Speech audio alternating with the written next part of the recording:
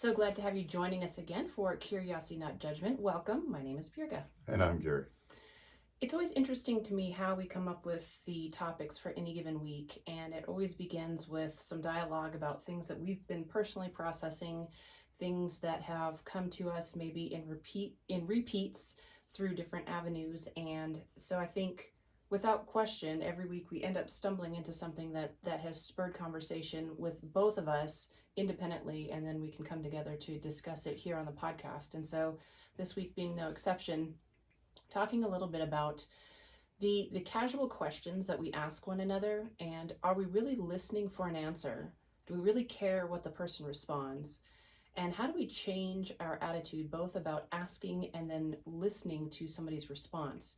And I think this is going to go much deeper than some of those surface questions, but it's a good thing for us to dig in, because I think there are some habits that we've gotten into conversationally that blow over the human experience of having highs and lows and learning how to converse and draw out from somebody else some truth in their world that you might relate to or challenge or come alongside and encourage. So wanted to hit that topic from a couple different angles today. So how are you today? Oh, I'm fine. You? Fine. Let's move on. That's your typical, how you doing? Fine. Here's the worst part. How you doing today? Okay. I've got some issues. I want to talk about You it. know what? I gotta go. Exactly. I mean, don't we run away? Nobody wants to hear, I'm not doing so good, because what comes next, right? I mean, do we have the time in our days? Covey used to say, you can be efficient with things, but you have to be effective with people. And being effective with people, and let's pretend for a moment we want to be effective with people, especially people we work with, especially people in our families, then we need to be able to put a little bit of time and effort into that. Yeah. And I am frankly amazed at the amount of stories and my own experiences of people who are hanging on by a thread. Yeah. And yet they're going around with their happy mask on, or at least their I'm fine mask on. Sure. And underneath there's major issues. And look, we can't save the world, but like the kid throwing starfish back in the sea, and the person comes out, you can't save them all. I say, well, this one's happy I saved them, And so we can, especially with those who are around us that we claim are our loved ones, I think we could work on some questions and some different ways of language that could help us get at things before they become huge. So I typically answer the how are you doing question in a way that I think is genuine but doesn't elicit an unwanted dialogue if the person doesn't have time for me.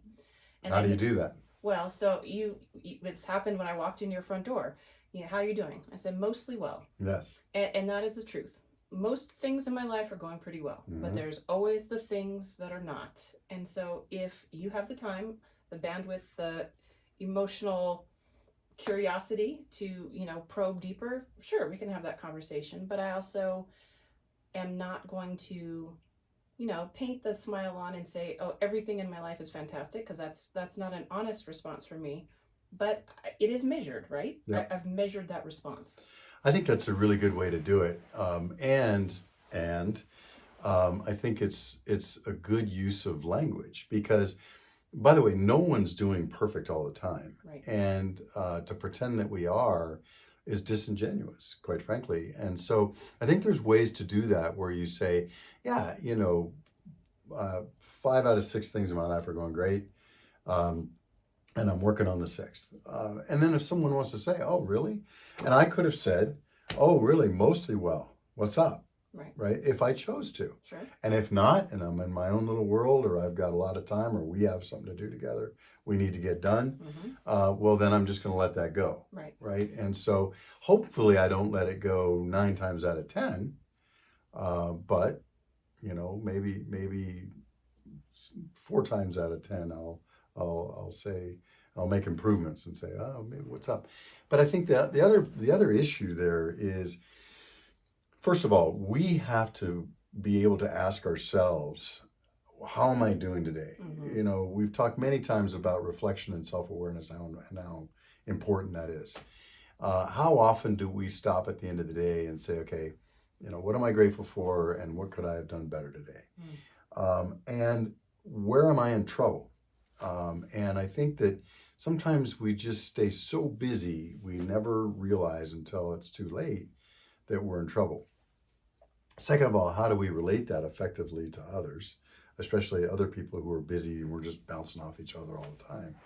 And third of all, how do we elicit and get feedback in a non-threatening way or a way that makes people comfortable, that draws them out and helps them um, understand that they can talk to us and we're okay.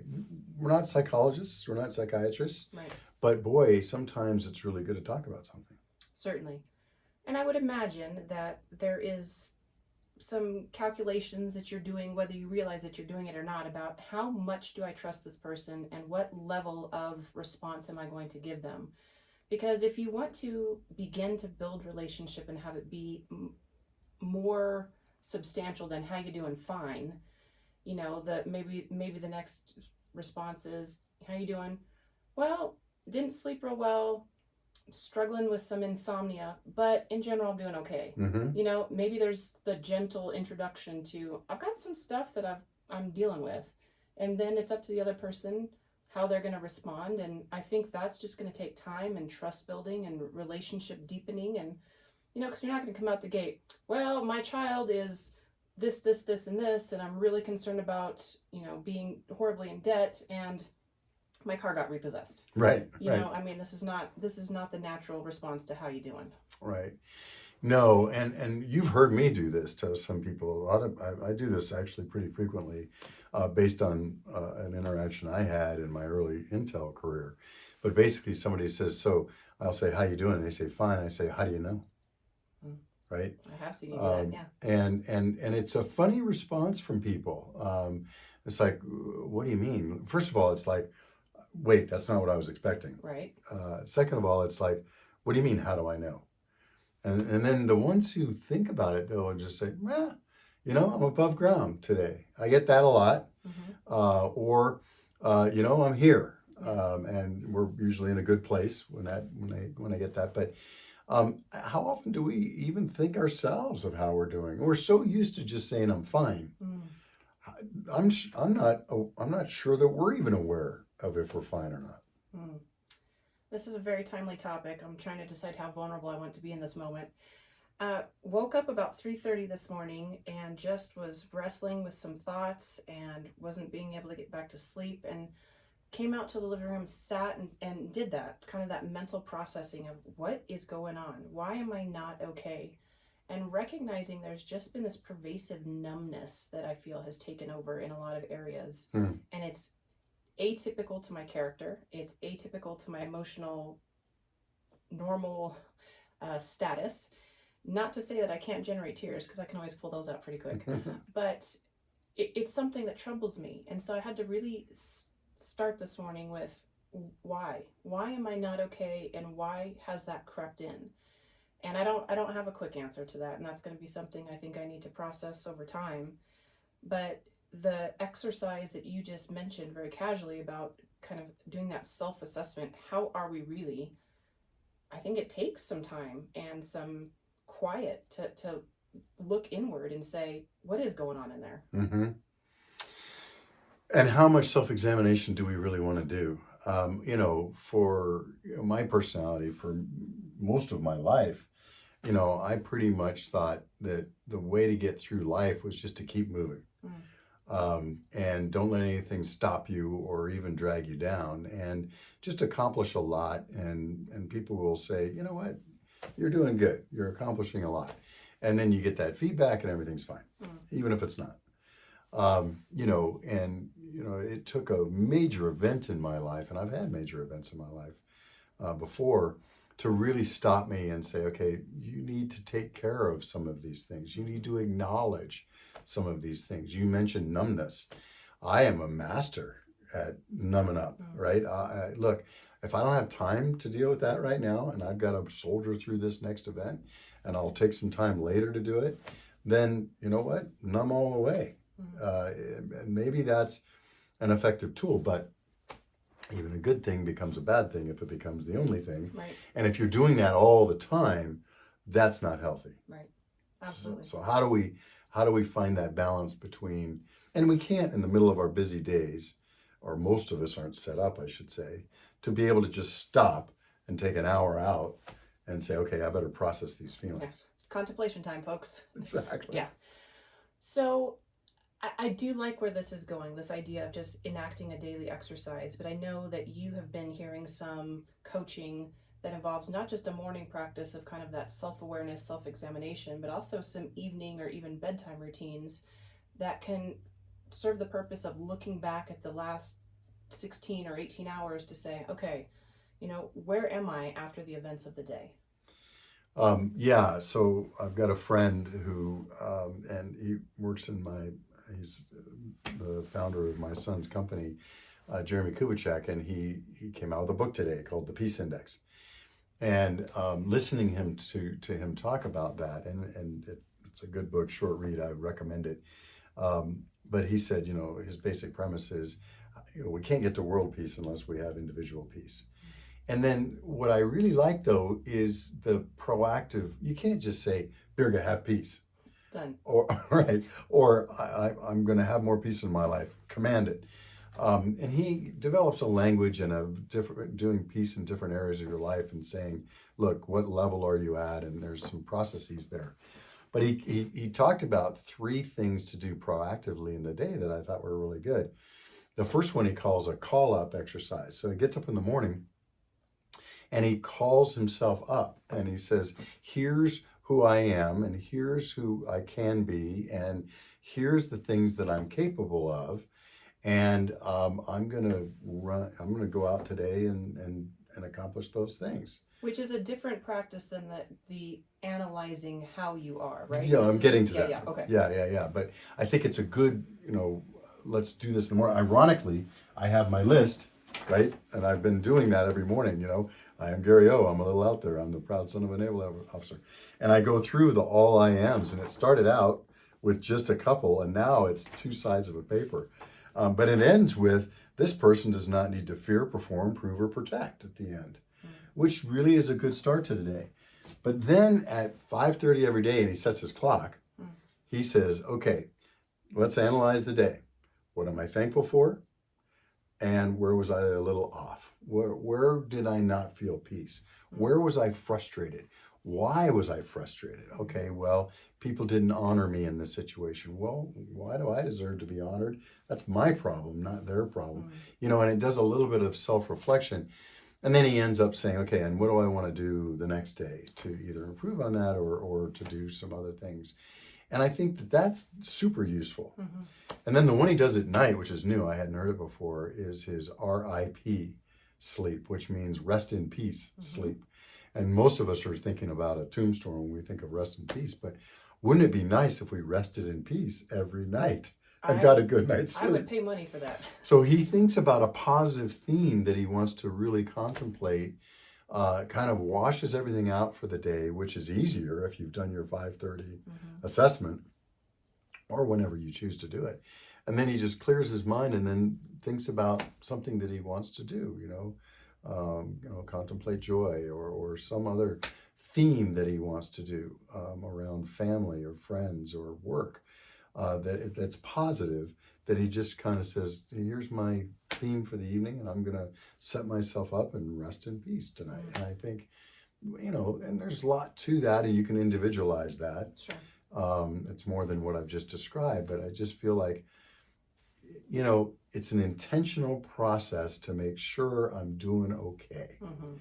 Because what I don't want to do is wake up one day and think, man, stuff is really bad and I've lost hope and I don't know what to do.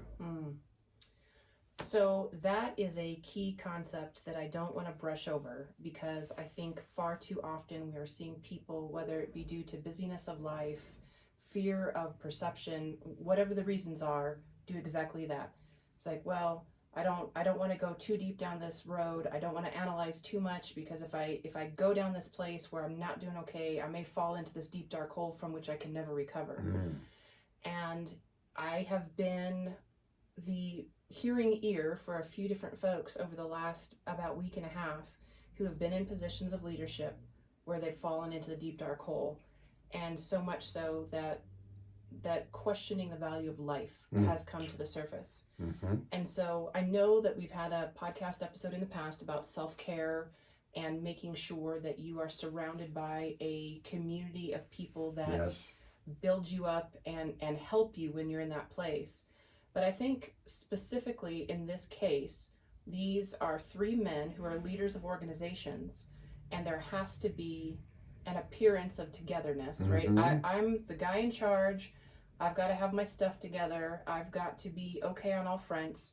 But then when things start to unwind, it seems to unwind very quickly and very deeply. Mm-hmm. And I have a concern that this continues to be just a regular practice among leaders. And I don't know if it's more in men than in women. I think women tend to process verbally more, but for men that are starting to see that downward mental decline, just isolate instead of reaching out for help. Well, I will say that you're probably right. And this is not, based on men versus women as much as it is based on environment and upbringing and old ideas, which may or may not serve us. I had that old idea for a long time. When I was parenting, I thought my job was to look like the perfect parent. And here's the ideal that you want to get to as a child. And if I showed weakness, that meant I wasn't a good parent. Think about that old idea. Right. Now, that was terrible. But I didn't know at the time. I was doing the best I could. And I Sure. thought that's what I should do. But imagine the pressure that puts on. And before you talk about just, male leaders of organizations, we're all leaders, Right. right? We all lead at least ourselves, or we lead our families, or we're informal leaders in certain things and in different aspects of our recreation and other parts of our lives. And so this is not unique to leaders of mass organizations. This is all of us. Yeah. And I think that I'll say this, the confident leader is the leader that can be vulnerable. Okay. The confident leader is the one who can serve. The confident and competent leader is the one who can admit mistakes. And I say that, and I'm saying it to myself as much as I'm saying it to anybody else. If you're worried about appearing competent and confident, the best way to do that is to admit that you're not perfect and admit that you're willing to reach out for help. And admit that you sometimes need people around you who will call you up, because as a leader, you should be doing that for everybody else. So if you're pretending to do it for everybody else, well, then other people need to be able to do it for you. Yeah. Isn't that follow?